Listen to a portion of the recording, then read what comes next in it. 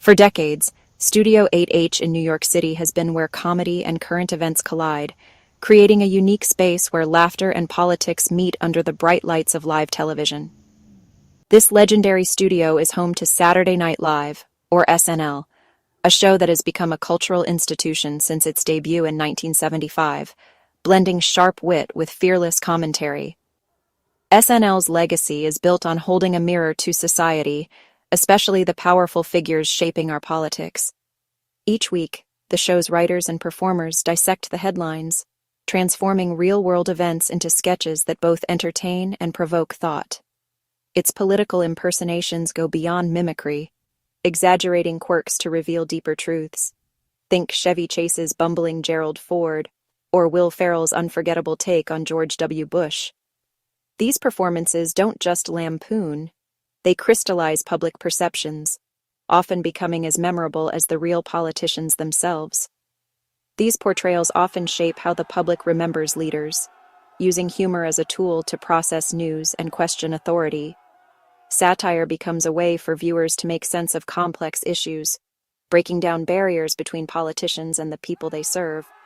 The recent season premiere, targeting Attorney General Pam Bondi and Homeland Security Secretary Kristi Noem, became a viral sensation, not just for the comedy, but for Bondi's surprising reaction.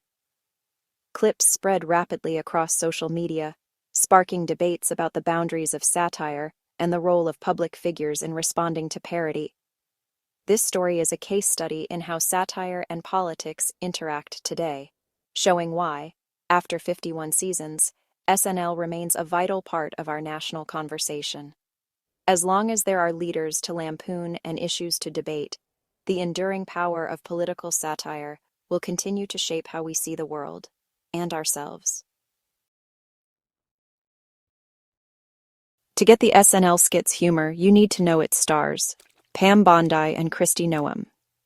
Bondi, the U.S. Attorney General and former Florida AG, is known for her staunch conservatism and loyalty to President Trump, often at the center of controversy. Noem, now Secretary of Homeland Security and former South Dakota governor, built her brand on rugged individualism and a no-nonsense Western persona. Both are powerful, combative women in a male-dominated landscape, making them prime targets for satire. Their recent headline-making moments, Bondi's fiery Senate testimony and Noem's infamous memoir confession, gave SNL plenty of material. The audience was primed to laugh at figures they already knew well. SNL's 51st season premiere was highly anticipated, and the cold open zeroed in on Bondi and Noem. To play them, SNL brought back legends Amy Poehler and Tina Fey, instantly raising expectations. Poehler as Bondi and Fey as Noem set the stage for a mock Senate Judiciary Committee hearing, a perfect setup to lampoon Bondi's real-life testimony. The contrast between the formal setting and the comedian's absurd performances is classic SNL. The energy in the studio was electric as the sketch began. The writers wove in real-life details, making the parody even sharper. The sketch was poised to amplify the week's biggest news into a shared cultural moment. Amy Poehler's entrance as Pam Bondi brought instant laughter, setting the tone for a night of sharp political satire. The audience erupted as she strode onto the set, perfectly capturing Bondi's signature confidence and attitude. Poehler's transformation was so complete it was easy to forget you were watching a comedy sketch and not the real thing. She nailed Bondi's combative tone, opening with, "What's up, nerds? Furious to be here." The line, delivered with just the right mix of sarcasm and bravado, immediately set her apart from the other characters.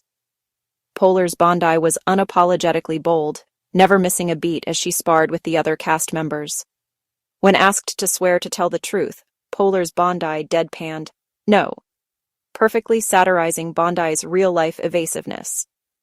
The audience loved the way Poehler played with the tension, turning a simple question into a hilarious moment of defiance. Her timing was impeccable, and every pause added to the comedic effect. The humor came from subverting expectations. Her bluntness in a formal setting was comedy gold. Poehler's delivery made even the most outrageous lines feel natural, and the audience's laughter grew with each unexpected twist. The sketch thrived on these moments, where the absurdity of the situation was heightened by Poehler's commitment to the role. Poehler's lines like, "Before I don't answer, I'd like to insult you personally," mocked the hostile exchanges from the actual hearing. She didn't just mimic Bondi's words, she exaggerated them, turning real-life tension into biting comedy. Each insult was delivered with a wink, letting the audience in on the joke. Another zinger. "Sir, I'm not even going to dignify that question with a lie," poked fun at Bondi's refusal to release investigation files. Poehler's delivery was so sharp, it drew gasps and laughter in equal measure. She managed to capture the essence of Bondi's public persona, while also making her a larger-than-life comedic figure. Poehler didn't just imitate Bondi, she embodied the public's perception of her as a fierce, unyielding operator.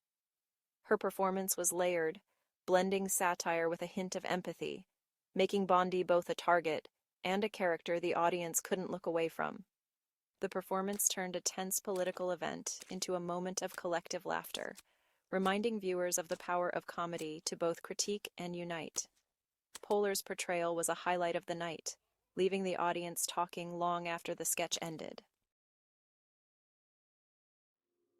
Tina Fey's Kristi Noem swaggered in, introducing herself as the rarest type of person in D.C., a brunette Trump listens to. The sketch's centerpiece was Noem's memoir confession, shooting her puppy, Cricket.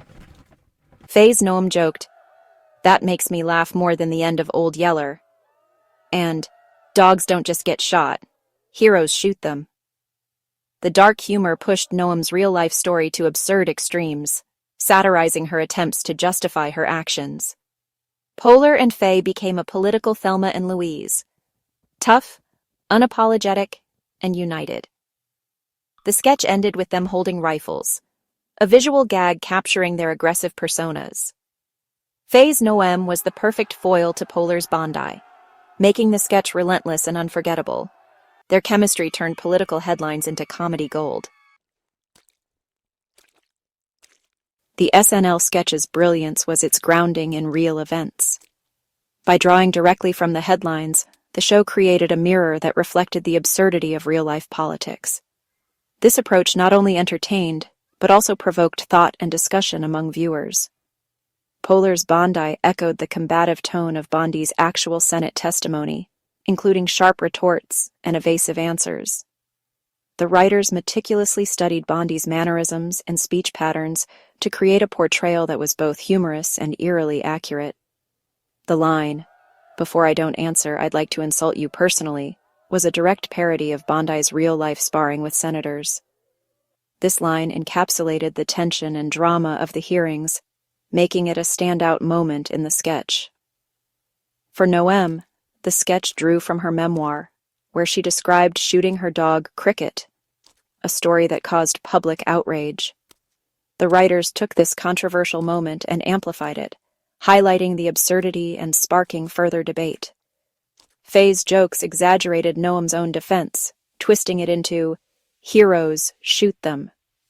This exaggeration served to underline the bizarre nature of the original story, making it even more memorable for the audience. The humor worked because it was only a slight exaggeration of what the public had already heard. By staying close to the truth, the jokes felt more authentic and hit closer to home. By rooting the jokes in reality, SNL made the satire sharper and more resonant.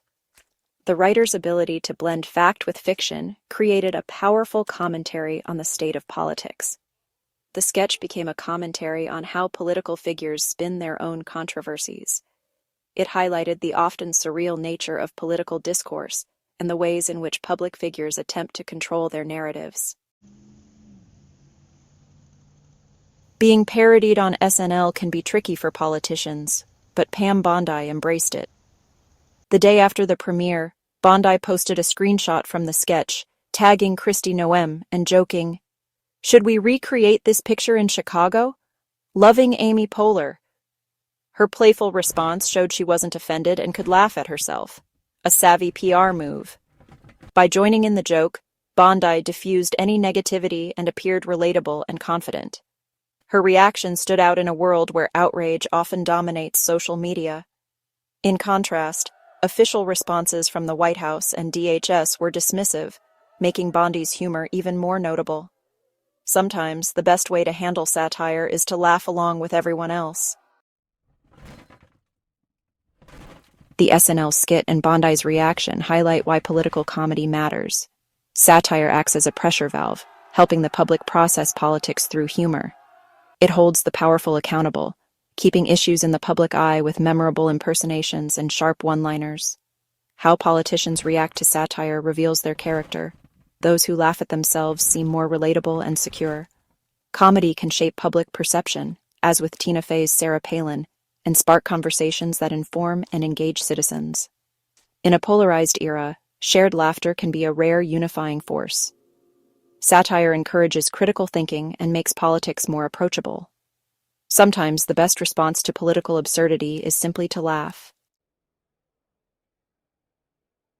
The SNL spoof of Bondi and Noem shows the dynamic interplay between politics, media, and comedy. Real-life events became sharp satire, delivered by Poehler and Fey, holding a funhouse mirror to the powerful. What made it memorable was Bondi's embrace of the joke, transforming her from target to participant. It was a rare moment of levity in a divided climate, reminding us that laughing at ourselves is a sign of strength. Comedy demystifies the powerful, making them seem more human and relatable. The sketch and Bondi's response created a brief, shared moment of laughter across political lines. As SNL proves, sometimes the most insightful political commentary comes from a comedian in a wig.